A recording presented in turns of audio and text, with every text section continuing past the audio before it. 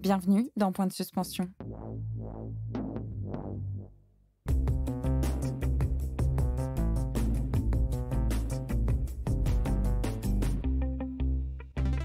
Je suis Léa Lejeune, journaliste économique, et vous écoutez Point de suspension, le podcast de l'Unédic. Dans ce nouvel épisode, nous allons étudier les emplois créés par la transition énergétique, ceux qui disparaissent et puis les solutions qu'il faut mettre en place pour mettre tout ça en adéquation. Pour en discuter, je reçois aujourd'hui Tamina Karimova. Vous êtes juriste à l'OIT, l'Organisation internationale du travail. En 2018, vous avez travaillé avec Catherine Sager, votre ancienne directrice, sur le rapport Emploi et questions sociales dans le monde, une économie verte créatrice d'emplois. Et puis vous avez aussi un regard juridique sur la question. Tamina Karimova, bonjour. Bonjour. Une transition énergétique et écologique est envisagée aujourd'hui dans de nombreux pays, même si elle commence à peine à être mise en place en France après la crise sanitaire que nous venons de traverser. D'après l'OIT, cette transition, elle va être créatrice d'emplois dans son ensemble ou pas ? Oui, bien sûr. Je pense que c'est malgré la crise sanitaire que nous venons de traverser, c'est très important de dire que transition vers l'économie verte reste toujours très urgent. Et d'après nos estimations qui ont été faites d'ici 2030, on a fait un bilan de résultats de cette transition verte où on peut constater que les mesures prises dans le domaine de la production, de l'utilisation de l'énergie, c'est vraiment un scénario basé sur l'énergie. On va bien sûr avoir la perte d'environ 6 millions d'emplois, mais aussi la création de 24 millions d'autres approximativement. Cette augmentation nette d'environ 18 millions d'emplois dans le monde sera le résultat de l'adoption de pratiques durables, surtout comme je dis, c'était vraiment basé sur le scénario de transition dans le secteur de l'énergie, comme de la modification du bouquet énergétique et l'utilisation accrue des véhicules électriques et l'amélioration de l'efficacité énergétique dans le bâtiment existant et futur. On a aussi essayé de voir combien d'emplois vont être créés dans le domaine de l'économie circulaire. Et on peut constater que d'ici 2030, on voit vraiment que la transition va créer en plus 6 millions dans le domaine de l'économie circulaire. Ça veut dire que cette transition doit être basée sur l'idée que le modèle actuel de extraire, produire, de consommer et aussi générer de déchets, en fait, il utilise plus de ressources. Tandis que si on fait une transition en utilisant les méthodes de l'économie circulaire, on va vraiment arriver à une création d'environ 6 millions d'emplois en plus. Alors pour les auditeurs, qu'est-ce que l'économie circulaire ? À quoi ça correspond ? C'est quoi ce gisement d'emplois miracle qui va apparaître ? Comme je viens de dire, vraiment, le modèle actuel qu'on utilise, c'est un modèle basé sur d'extraction, production, utilisation, élimination. On doit comprendre que les ressources de la Terre ne sont pas infinies, ils ne sont pas illimités. Juste pour vous donner un exemple, actuellement, 1,2 milliard d'emplois dépendent directement de gestion efficace et l'environnement sain. Quand on a fait ce calcul, on a aussi eu une vision d'utilisation de ressources actuelles. Par exemple, en 2013, l'humanité a utilisé environ 1,7 fois plus de ressources que la Terre peut absorber et régénérer. J'ai hier regardé aussi pour 2021, j'étais un peu surprise qu'on a resté dans le même niveau. On a utilisé en 2021 1,7 plus des ressources que notre planète, que la biosphère peut absorber et peut régénérer. Pour définir la notion de l'économie circulaire, c'est une économie qui met l'accent sur la réutilisation, le recyclage, la remise en œuvre et la réparation. Donc, il y a certains qui disent que ce type de l'économie doit déjà, au moment d'extraction des productions, d'envisager la vie d'une chose ou la vie d'un service. Dans notre rapport, on a aussi, dans ce scénario où on a vraiment défini les limites de la Terre et aussi on a fait des projections, on pense que juste, si je peux utiliser le mot recyclage de plastique, du verre, de la pâte de bois, des métaux et des minéraux, ils peuvent remplacer ce modèle d'utilisation de ressources qui sont malheureusement limitées. Voilà, si en tout, l'économie circulaire vraiment met l'accent de réutilisation. Il faut réextraire, si je peux utiliser ce mot, de ressources qui ont été déjà utilisées. Alors ça, c'est les opportunités. À l'inverse, certains emplois seront supprimés au fur et à mesure de cette transition énergétique dans le pétrole, dans le charbon. Quels sont les emplois menacés et pourquoi le sont-ils? Effectivement, la transition vers l'économie verte va entraîner la perte des emplois. Et le secteur le plus touché, d'après nos calculs, c'est raffinerie de pétrole, vraiment des utilisations de combustibles fossiles, c'est extraction de pétrole, services qui y sont liés à l'exception de la prospection, aussi production d'électricité à partir du charbon. C'est les secteurs comme extraction de charbon et des lignites, extraction de tourbe, et aussi fabrication de gaz, distribution par conduite des combustibles gazeux. Tous sont les secteurs qui vont être touchés et qu'on pense qu'il y aura de la perte d'emploi. Ce sont ceux, en gros, qui ont l'influence la plus néfaste sur l'environnement. Exactement. Et qui, d'ailleurs, la plupart des pays du monde ont déjà défini comme les secteurs où la transition est vraiment urgente. Comme vous savez très bien, le COP26 a aussi augmenté l'ambition. Ils ont utilisé si je peux utiliser en anglais, net zero emission. Oui, l'objectif d'être à zéro de gaz à effet de serre. On a tous suivi le COP26 qui a renforcé les objectifs de communauté internationale vers réduire le GIS à zéro. C'est vraiment une ambition qui la plupart des pays du monde ont décidé à confirmer afin de maintenir la température moyenne mondiale au-dessus de 2 degrés par rapport au niveau pré-industriel. Alors, comment mettre en place une transition écologique juste pour ces personnes dont les métiers seront supprimés? Que doit-on prévoir pour éviter le chômage de ces catégories de métiers? C'est une question importante et pour l'Organisation internationale du travail, ça a été une vision basée sur la transition, mais pas n'importe quelle transition, mais transition juste. Effectivement, vu c'est la perte d'emploi dans certains secteurs, et on voit en effet que la transition va nous amener aussi vers les emplois de qualité qui correspondent aux notions de travail décent.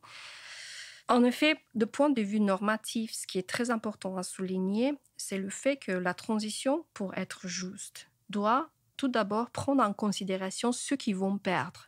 Dans ces contextes, ça sera le travailleur dans tous les secteurs que je viens de mentionner. Et ces travailleurs, ils ne sont pas privés d'avoir des opportunités et l'accès à la marché du travail. C'est pour ça qu'il faut, comme les mesures, tout d'abord, d'avoir un cadre juridique. Deuxièmement, c'est le dialogue social. C'est vraiment un processus entre les gouvernements, les employeurs et le travailleur pour qu'ils puissent contextualiser, de voir comment on peut en effet introduire la transition vers qui va prendre en considération les paramètres d'équité et la justice et aussi de pouvoir donner à ceux qui vont perdre leur emploi la possibilité d'être réintégrés. Plus précisément, on pense que comme une mesure de transition, c'est très important d'avoir la protection sociale. Cette protection sociale, bien évidemment, va, par exemple, dans les termes un peu plus concrets, assurer une indemnité chômage, transfert monétaire aux travailleurs dans ces secteurs. Aussi, on pense que c'est très important dans ce cadre d'avoir un programme pour réintégration et pour redéployer ces travailleurs. Dans ce type de programme, on envisage que les nouvelles compétences pour les travailleurs touchés y inclus dans le secteur vert. Ça va être l'un des ingrédients très importants de cette période de transition pour en fait atteindre les objectifs de l'accord de Paris. L'un des domaines qui devrait se transformer le plus dans les prochaines années, c'est aussi l'agriculture. Basculer un maximum d'exploitation en agriculture bio, par exemple, est-ce que c'est une bonne idée? Est-ce que c'est une trajectoire envisageable au niveau international?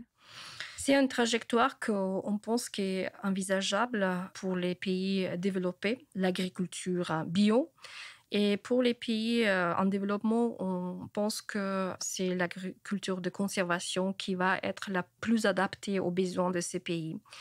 Mais en ce qui concerne l'agriculture bio, pour faire en effet un lien avec cet état de fait où on se trouve, c'est premièrement qu'on utilise beaucoup de ressources de la terre. Et vu le fait que 1,2 milliard d'emplois dépendent de ressources naturelles, ressources durables et de services écosystémiques, on pense que l'agriculture bio va dans le sens de vraiment soutenir et faire de sorte que l'environnement soit durable. En effet, en France, approximativement 2,1 millions d'emplois dépendent de ressources durables, l'environnement sain. Ça représente environ 8% de l'emploi total. Mais dans le monde entier, comme je viens de dire, c'est 1,2 milliard d'emplois, c'est environ 40% d'emplois dans le monde. Et ces emplois dépendent directement de la gestion efficace de l'environnement, et en particulier les emplois dans l'agriculture, la pêche, la sylviculture. Ils sont tous reposés sur les processus naturels tels que la purification de l'air, de l'eau, les renouvellements, la fertilisation du sol, la pollinisation, la lutte contre les parasites, et aussi tout le système écologique qui nous aide à modérer les températures extrêmes et nous donner des protections contre les tempêtes. C'est pour ça, je pense que sur la base de données et sur la base de ces principes, avoir une agriculture biologique va préserver ces processus naturels et aussi de réduire la dégradation de l'environnement. Parce qu'on a de l'un côté le changement climatique et de l'autre côté, c'est la dégradation et surutilisation de ressources de la terre. Alors, comment accompagner ce changement, cette transition énergétique? Est-ce qu'il faut passer par une nouvelle loi en France sur l'énergie ou sur l'eau, sur d'autres domaines de l'écologie? Le cadre juridique est très important parce qu'il donne la base légale pour différentes mesures prises.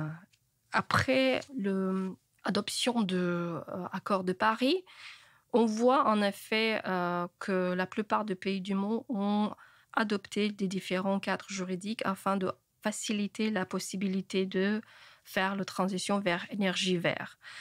Ça peut être possible avec une loi qui traite de manière ponctuelle les questions liées aux transitions justes dans le domaine de l'énergie.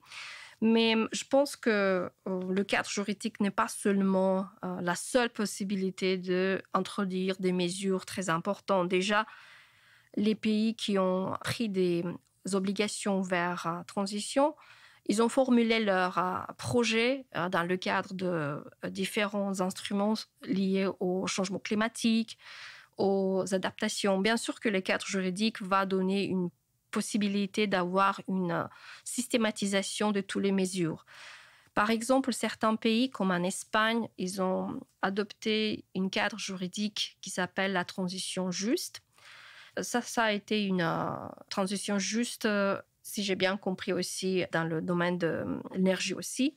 Mais ce cadre juridique est très intéressant parce que même s'il y a toujours la base juridique pour prendre des mesures ciblées pour aider aux travailleurs d'avoir une possibilité de réintégrer dans le marché du travail, il donne aussi la possibilité de définir surtout les droits des travailleurs qui ont touché par ces transitions. Et il s'agit de travailleurs dans le secteur où il y aura une perte d'emploi.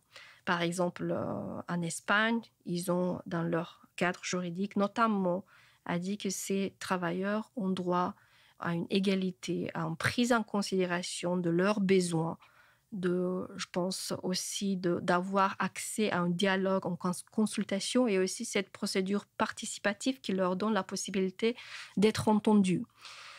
Je pense qu'en France, il y a un cadre juridique qui est assez solide pour la question liée au dialogue social. Et aussi, il y avait des changements récemment qui étaient faits par rapport aux données aux entreprises, la possibilité de s'identifier comme les sociétés qui cherchent non seulement les objectifs économiques, mais aussi à la fois veulent contribuer aux objectifs sociaux et environnementaux, c'est-à-dire les sociétés à mission. Donc, la France, actuellement, l'un des pays, peut-être quelques pays dans le monde, qui a adopté ce cadre juridique de donner aux entreprises la possibilité de contribuer dans cette procédure de transition. Mais en même temps, je pense que ça dépend vraiment du contexte et des objectifs de chaque pays, de vraiment avoir un cadre très clair, un cadre qui va donner une piste pour développement vert, développement durable. Et si nous, en France, nous n'atteignons pas ces objectifs fixés par la COP21, combien d'emplois ça pourrait nous coûter, ce réchauffement climatique? Et combien d'emplois on verra jamais apparaître? C'est une question très intéressante. Dans nos efforts au BIT, au Bureau international du travail, on a calculé que, du point de vue de l'emploi, la durabilité environnementale est essentielle. De garder les objectifs posés par l'accord Paris, c'est urgent et essentiel. Et en fait, la fréquence et l'intensité croissante des catastrophes naturelles résultant de l'activité humaine ont déjà réduit la productivité, y inclus en France. Par exemple, entre 2000 et 2015, en France, les catastrophes naturelles causées ou aggravées par l'homme se sont traduites par une perte moyenne de 0,6% d'années actives de travail par personne. On a fait aussi une estimation comment le monde du travail va être touché par la température qui est en hausse. Et d'ici 2030, en France, les pertes de productivité liées à la hausse des températures et au stress thermique qu'elle engendre se traduiront par une perte équivalente à 912 travailleurs à plein temps par année, 3 fois plus que le perte estimé pour l'année 1995. Donc, même si ces pertes restent relativement faibles, compte tenu du climat modéré de la France et de la faible prévalence de l'emploi dans le secteur de l'agriculture, c'est un chiffre qu'on doit avoir à la tête. Et quand on a fait ces estimations, on a vraiment gardé le scénario conservatif pour vous dire qu'on a vraiment estimé qu'il n'y aura pas une hausse de la température au-delà de 2 degrés. Je pense que ça souligne vraiment l'urgence et l'importance de non seulement avoir une transition vers l'économie verte, mais aussi d'intégrer les pratiques durables au monde du travail et aussi de prendre une mesure urgente pour préserver l'environnement qui doit être sain, durable et qui va soutenir l'humanité. Donc même pour l'emploi, il faudrait respecter les objectifs fixés par la COP21. Merci beaucoup, Tamina Karimova. C'était Point de suspension, le podcast de l'UNEDIC. À bientôt.